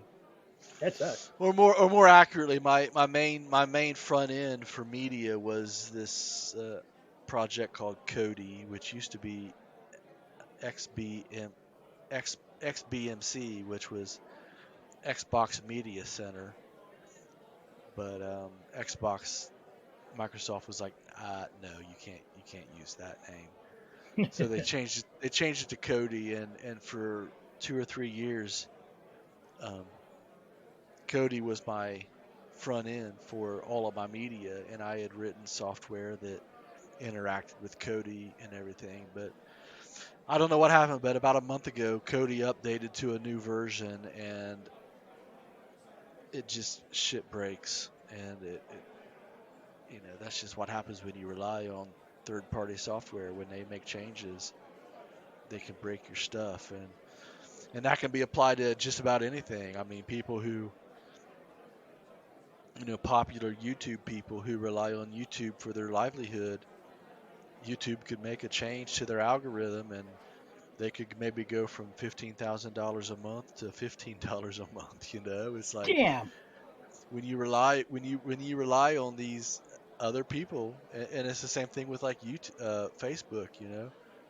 How many companies have just foregone a web page, and they just say, go, we have a Facebook page, and that's where you can find information about our company. But that they're putting so many of their eggs in YouTube and Facebook's basket, and Yeah, that's something they could are likely to soon live to regret. I will admit, and I'll, I don't, you've been very kind to me when it comes to my resistance to uh, social media platforms and whatnot. I mean, I've been very adamant about wanting to, joehide.com and hosting our own, just hosting all of our stuff. I've been very adamant about that, and that's why I don't want us to be reliant on third-party Yeah. services.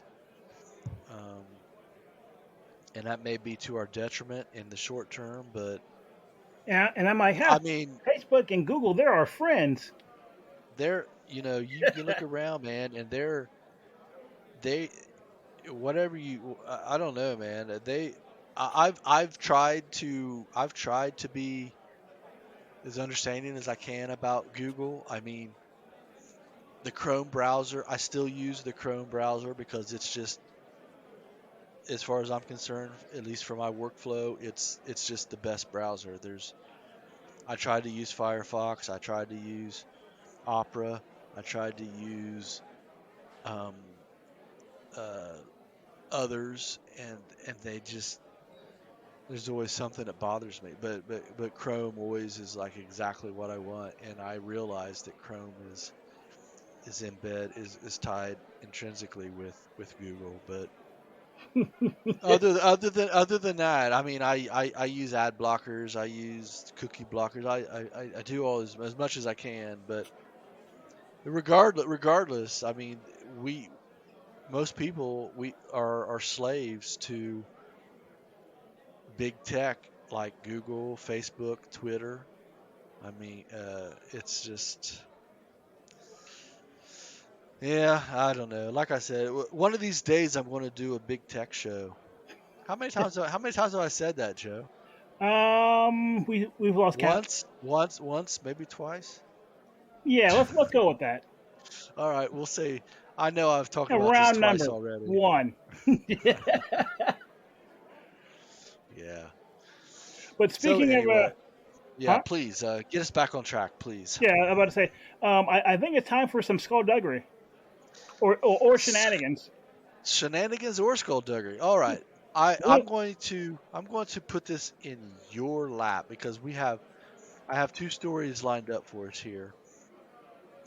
We have the Clarkston man caught pleasuring himself during an inspection, or a 24-year-old student in Seoul, Korea, who died after a ghost surgeon illegally performed jawline altering surgery on him. Which, roll the dice, Joe. Which of these stories do you want us to hit? Man pleasuring himself. Hey, did you see the video that went along with this? Oh my God, no. I can't You imagine. didn't see There this? was a video? Yes. He was doing bad things to tickle me Elmo. On video? Yes. Wait a second. Jesus Christ, dude. All right, man. Do you want me to read this, or shall you? You can read it. You're better at it. I can't wait for this show to be over so I can look up this video. I'm surprised. I thought you already. I thought I sent you a picture of it.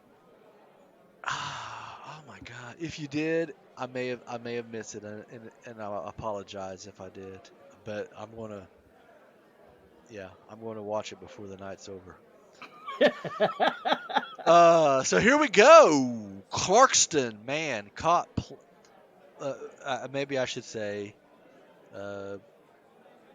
if there's any kids listening, Yeah, stop. Stop. pleasuring himself is about a euphemistic term as you can use. I know, right? All right, Clarkston man caught pleasuring himself during inspection. Oakland County, Michigan. Okay. An Oakland County man is accused of pleasuring himself with an Elmo doll while working as a home inspector in Oxford Township, the Oakland County Sheriff's Office said Wednesday in a news release. Kevin Wayne Van Leuven, 59, of Clarkston, was arraigned Wednesday in 52-3 District Court in Rochester Hills on 2 misdemeanor charges, including aggravated indecent exposure and malicious destruction of property under $200. The destruction of the property is what he did with the Elmo. Yeah, it was. I got to be honest with you, dude. When I hear like aggravated assault, aggravated, it just makes me think of like someone he was just like pissed off or something. I know Like, that's I'm not so it. aggravated. I'm so it is. I'm so aggravated. I can't get no pussy, man. I'm gonna screw this. Tickle me Elmo. Magistrate. Go ahead. Yeah, the crazy. Yeah, so apparently he is a home inspector. Okay. Right. And he was conducting a home inspection, and I guess he saw an Elmo, and it just just got the best of him. Just couldn't control himself, and so instead of doing what most well put together people would do, and just resist and restrain, this guy had different ideas. He had to take care of it right then and there, and you'll see it a little bit further in the story. Actually, I won't break it. Okay. But as far as what you've said so far, yeah, I'm with you, man. That's my thought. That's my thought as well. Magistrate Karen Holt set the bond at $2,500.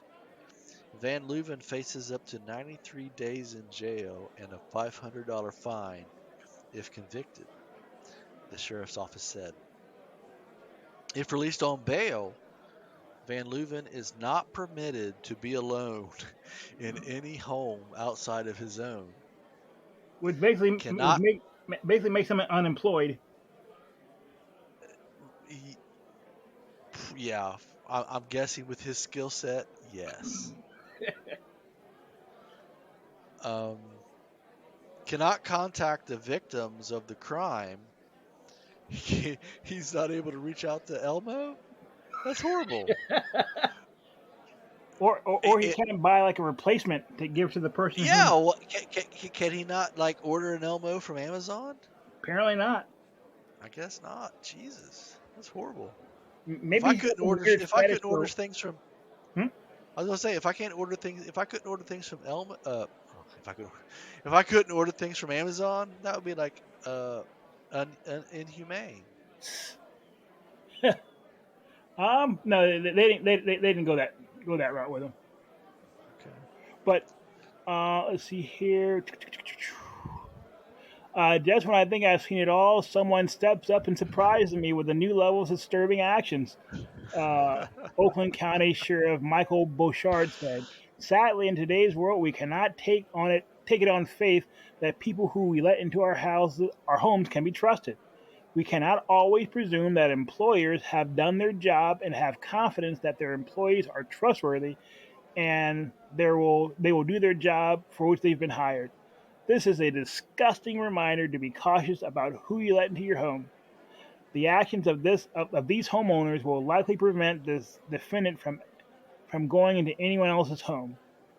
Levin was arrested Wednesday without incident by members of the sheriff's office fugitive apprehension team, according to the department. His arrest stemmed from a March 12th incident at the home of an Oxford Township couple who were having their home inspected by Levin prior to its sale at the request of the prospective buyers, the sheriff said. Let's see here, one moment. The couple told detectives that they let Levin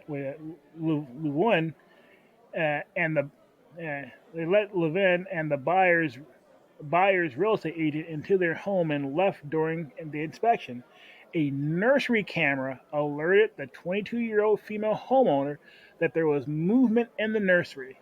She checked her phone and saw Levin in the nursery, according to the sheriff.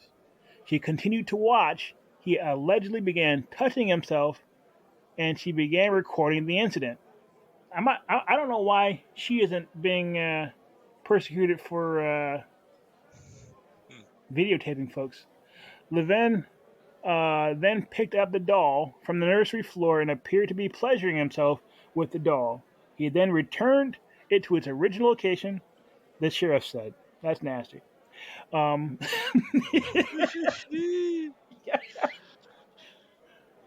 That's nasty. It had to be said, Joe.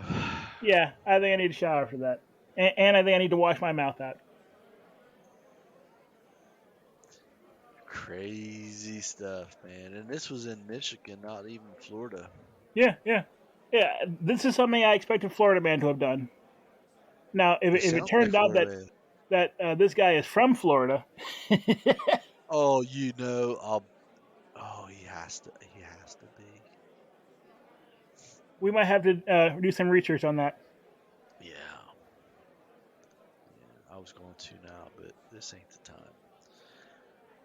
All right, crazy. It makes it kind of made me think about what I walked in on my Cincinnati Bell cable guy doing when I came home when I first moved into this place, but what? Yeah, I'm just gonna let it go. Yeah, I'm going to ask you about that later, but maybe not now. Yeah, let's talk about it later. Deal. Oh well, Joe, that brings us to the end of Not tonight's. the end. What I would say is a spectacular show. It's always a spectacular show, man. Do you have any? Yeah, you have any big plans? You do anything fun this weekend? I'm probably just going to be awesome. Well, that's just you being you. Yeah. It is my default position. I'm hoping that it warms up. It's beautiful out, but the temperatures show like in the 50s. It's like it is nice out, but if you go out, you gotta wear like a jacket or something. Yeah, it's not that nice out. It's not. Yeah, exactly. But yeah, I want to, and I've been doing it. I've been saying this for the last 2.5 years, but I would like to go on Saturdays. There are 2 cars and coffee events around here that I'd like to go to at least one of them, and essentially that's where a bunch of people with really nice cars go, and they park up and look at other people's cars, and it's just kind of like a little event that like show and tell. Yeah, exactly. That's kind of what it is. It's show and tell for grown-ups. So I've always wanted to make it there, but I'm just not a morning person, so I just don't. If it starts at like 10 o'clock, I'm like, I'd rather just be sitting here drinking coffee. Plus, oh shit, you know what? F1 is back this weekend, so yeah. You got a full weekend ahead of you, man. F1's second race was in China, and it was the Chinese Grand Prix, and they canceled it. So yeah, there hasn't been a race since the one I told you about earlier. So, yeah, I'm looking forward to actually tomorrow's Friday. So, practice 1 and 2 will be tomorrow. Saturday will be the practice 3 and qualifying, and then Sunday will be the race. So, woohoo! Something to look forward to. Yeah. Well, if you're still listening, thank you, and please join us here next week where Joe and I will continue our never-ending quest to solve the world's problems, 1 or 2 or 3 drinks at a time. Or a bottle. 1 or 2 bottles. Or cases. I can't argue. It's been a Take great care, show, everybody. man. Yeah, it has. Take care, Joe. What do you too?